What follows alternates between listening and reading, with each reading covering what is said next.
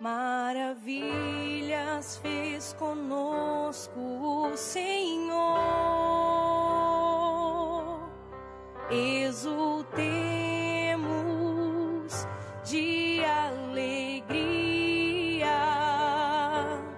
É um momento que nos pertence. Às vezes a gente fica tão preocupados com o futuro, né? A gente nem sabe se a gente vai ter. Ou então a gente passa boa parte do nosso tempo faturando o passado, pegando as faturas do passado, olhando se valeu a pena, se não. E nos falta muitas vezes a sensibilidade de observar a vida que está ao nosso redor neste momento. Dudu Falcão e Lenine, que são os autores dessa música, paciência, uma palavra forte para os dias de hoje. Tudo hoje nos convida a ir com muita pressa. O mundo hoje é apressado. E se a gente não cuida, a gente entra nesse ritmo acelerado que nos impede muitas vezes de perceber a própria vida. Semana passada estava viajando com a minha mãe, levando-a para Uberlândia. E num determinado momento eu tinha dormido, que eu estava com muito sono. Eu acordei e sentei ao lado dela. Eu falei: senhora não quis dormir um pouquinho não? E ela me disse assim: eu não. Essa paisagem está tão bonita, se a gente perde, a gente não vê. Achei a resposta da minha mãe muito sábia. É verdade. Muitas vezes nós não apreciamos a viagem, ou porque estamos ocupados com tantas coisas, porque até queremos dormir um pouco, não é nenhum problema. Mas ela, diante da beleza da paisagem que ela tinha do lado de fora do ônibus, ela preferiu apreciar aquilo que estava sendo a viagem. E é interessante porque às vezes, quando nós pegamos a estrada, a nossa ansiedade é chegar. Por isso que às vezes a gente acelera tanto, a gente anda até acima da velocidade permitida, colocando em risco a nossa vida, em risco a vida do outro. Porque nos falta a percepção de que na viagem o importante é o ir. A graça não está no destino final, mas está em cada passo, em cada etapa desse deslocamento que nos leva até aquele lugar. Para isso a gente precisa ter paciência. Talvez seja a virtude mais necessária para os dias de hoje, a gente ter paciência. Paciência com o processo da vida, paciência com os outros que estão ao nosso redor. Porque só na paciência é que a gente descobre que a vida é rara. Que a vida é rara, que ela precisa ser apreciada, ser saboreada, que essa vida merece ser vivida em cada momento, em cada etapa, com muita intensidade. E às vezes nós vamos ficando cansados, né? Nós vamos perdendo a capacidade de ter essa paciência. Pode observar, quando nós estamos estressados demais, a primeira coisa que a gente perde é a paciência. A gente tem dificuldade de lidar com o tempo, a gente tem dificuldade de lidar com as esperas, com as demoras, a gente quer tudo para ontem. A gente coloca a nossa alma num ritmo tão acelerado e que é tão contrário a ela. Minha gente, nós precisamos prestar muita atenção no ritmo que nós estamos dando à nossa alma. Muitas vezes nós estamos fazendo a nossa alma viver num ritmo que sufoca, que mata aos poucos. E quem é que impõe esse ritmo à alma? O corpo. Porque nós não podemos separar as duas realidades. A antropologia cristã nos ensina que corpo e alma precisam ser conjugados juntos. Mas você não pode esquecer que elas têm necessidades diferentes. São duas realidades que necessitam de coisas diferentes. O corpo precisa de atividade física, precisa de alimento, precisa de descanso, precisa de conhecimento. Não é assim que funciona? Se você cuida bem da saúde do seu corpo, você vai observar a necessidade de vez em quando fazer um check-up, fazer um exame de sangue, examinar tudo aquilo que é o funcionamento do seu corpo, porque você quer viver, você quer ter saúde. Então, para ter saúde, é preciso administrar as necessidades do corpo. É preciso compreender o mecanismo do corpo, como é que ele funciona, quais são as necessidades que ele tem. corpo precisa ser hidratado, então por isso a gente não pode esquecer de beber água. O corpo precisa de higiene, por isso que nós não podemos deixar de tomar banho, cortar o cabelo, cortar as unhas. O corpo precisa de ter dinâmica, ele precisa estar disposto. Para isso que a gente coloca uma disciplina de atividade física, para que esse corpo não fique envelhecido mais do que a idade que você tem. Isso também acontece, às vezes a gente está com 50 anos, mas por causa da vida errada que a gente deu ao corpo, que a gente impôs ao corpo, talvez a gente já esteja com 70 anos na carne, mas não na realidade. Então o corpo tem necessidades que, se a gente não observa, ele entra num processo de falência logo. Aí aquela vida bonita que você poderia desfrutar, você não desfruta porque você foi negligente com as necessidades do seu corpo. Aí você vai para as necessidades da alma. Oh meu Deus, como são diferentes as necessidades da alma. A alma precisa de oração, a alma precisa de silêncio. Claro, é o corpo que faz esse silêncio para que depois a alma possa sentir. Eu gosto de dizer que quando o corpo fica calado, até que a alma comece a sentir os benefícios do corpo estar quieto e calado, vai um tempo, não é imediato. A alma fica rebuliça dentro do corpo porque a gente está sempre apressado. Nós estamos dando ao corpo um ritmo alucinante constantemente. Então a alma tem dificuldade de descansar. E a oração, a verdadeira oração, é aquela que, calado o corpo, a alma também começa a se calar. E aí ela começa a ficar propensa a Deus. Ela começa a ter a possibilidade de ter um encontro com Deus. Por quê?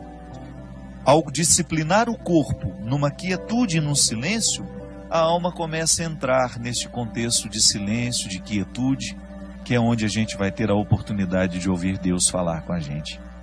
A alma precisa de música. Quantas vezes você chegou cansado em casa, tomou um banho, deitou na sua cama, colocou uma música que te relaxava e você sentiu que a sua alma agradeceu aquele carinho que você fez a ela? Isso é oração também. Ainda bem que nós temos aqui, as músicas que nos fazem rezar. Ou gosto de dizer, as músicas que rezam por nós. A gente grava tantos CDs todo ano. Aqui na Canção Nova você tem uma infinidade. Nós temos aqui o novo trabalho, o meu, Deus no Esconderijo do Verso.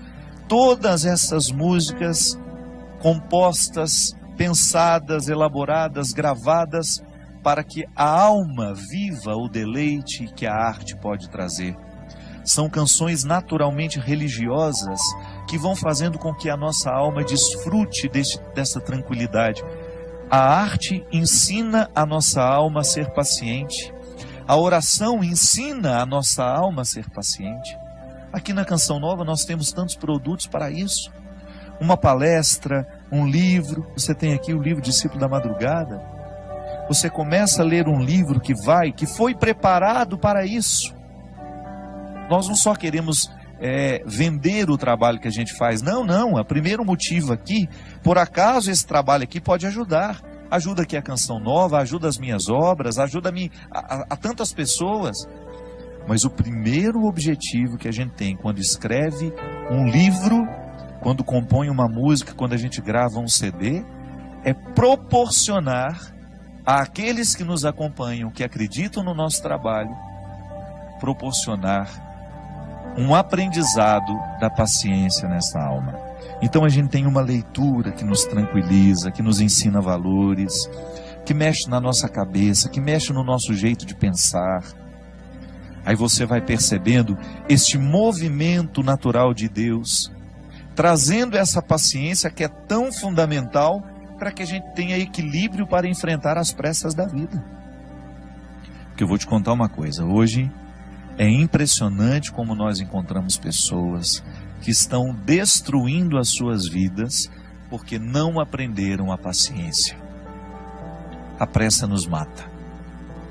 Você que está me ouvindo, eu tenho certeza que você sofre na sua carne as consequências da sua ansiedade. A ansiedade te adoece. A falta de paciência prejudica o seu relacionamento com os outros. Nós estamos agitados demais, nós estamos vivendo para fora demais, nós temos compromisso demais, quietude de menos. Você sabe que eu, na minha vida, como eu sou uma pessoa que tenho uma vida muito pública, eu estou o tempo todo encontrando muita gente, eu trabalho muito, eu tenho muitos eventos, eu viajo toda hora, eu encontro muita gente. Eu assumi uma regra para mim. Quando eu chego na minha casa, ali é o meu claustro. Às vezes eu não aceito convite nem para atravessar a rua para almoçar na casa da minha vizinha. Porque eu sei que a minha alma precisa dessa quietude. Eu preciso do meu silêncio. E eu só saio quando eu realmente tenho de sair. Porque eu descobri que para eu dar conta de viver essa vida muito pública, eu preciso ter bastidores. Eu preciso ter o meu espaço de vida consagrada ao silêncio, à quietude, à oração. Porque nessa correria nem sempre eu consigo. Mas você já imaginou se eu chegasse na minha casa e impusesse a mim uma rotina de vida social que me retirasse para jantar, para isso, para aquilo, para uma festa? Não aguentaria a vida que eu tenho. E como eu privilegio a minha vida de missão, porque eu sou um missionário, eu escolhi ser missionário. Ninguém me obrigou a ter essa vida. Eu, para estar aqui toda quarta-feira, eu sei o sacrifício que eu preciso fazer. Para eu poder pegar as estradas e enfrentar os inúmeros desafios das estradas, a dispersão das estradas. Minha gente, às vezes até num camarim, que é aquele lugar último antes de entrar no palco para cantar. O camarim deveria ser o lugar da oração, do sossego, da tranquilidade. Isso não existe para mim. É lá que muitas vezes claro, não estou reclamando, estou dizendo, é a vida que ficou assim. Às vezes eu tenho tanta gente para atender, tanta gente querendo conversar comigo, que quando eu subo no palco, me restam 2, 3 minutos ali só para me concentrar, para entrar ali no palco e dar tudo de mim. Essa semana mesmo, eu fui a Poços de Caldas e eu tinha 1h30 para fazer o evento, porque eu precisava pegar a estrada de madrugada, que eu tinha um compromisso logo cedo em Taubaté. Senão eu não ia conseguir dormir nem 2 horas. E aí tudo bem, o evento começou, o show começou. Aí a minha assistente, a Mônica, que fica do lado, faltam 10 minutos. E aí eu olhei para aquele povo. Não tenho coragem de parar o show aqui agora, porque eu preciso ir embora. Ali é o lugar da minha dedicação. Você sabe por quê? As pessoas vão ali para me ouvir. É claro que depois eu me dou o direito de dizer, olha, não vou autografar CD de ninguém, não vou tirar foto com ninguém, porque eu preciso ir embora. Mas o meu tempo de evangelização em cima do palco é sagrado. Ali é o horário de exercer o meu ofício. Eu não posso ter pressa no ofício de evangelizar. Mas quando eu chego em casa, eu preciso me dar o direito de viver esses bastidores, de viver esse silêncio, essa quietude, de desligar um pouco o meu telefone, de esquecer que ele existe, de estar um pouco mais diante de Deus, para que Ele me preencha, para que depois, quando eu voltar para a estrada, eu continue tendo o que oferecer ao outro. Olha aqui, você tem uma vida diferente da minha. Você não tem essa necessidade de evangelizar como eu evangelizo. Mas não se engane. Você também tem a mesma necessidade que eu tenho de ter bastidores.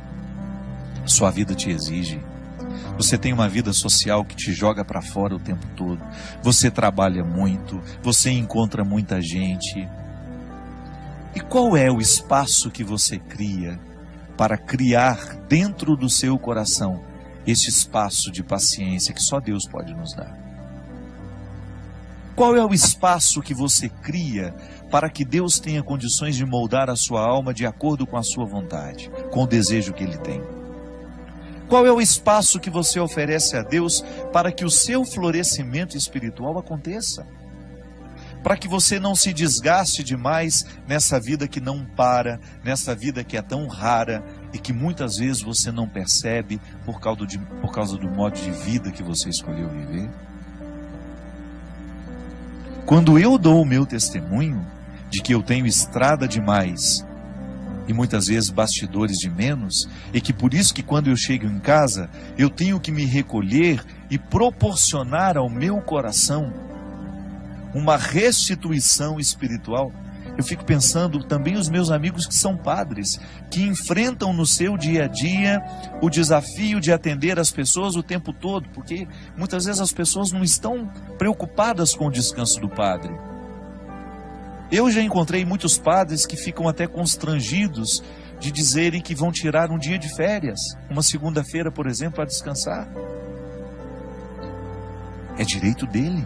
Ele precisa restituir no coração aquilo que ele oferece ao longo da semana. Há padres que celebram 5, 6 missas por domingo. Isso é desgastante, minha gente.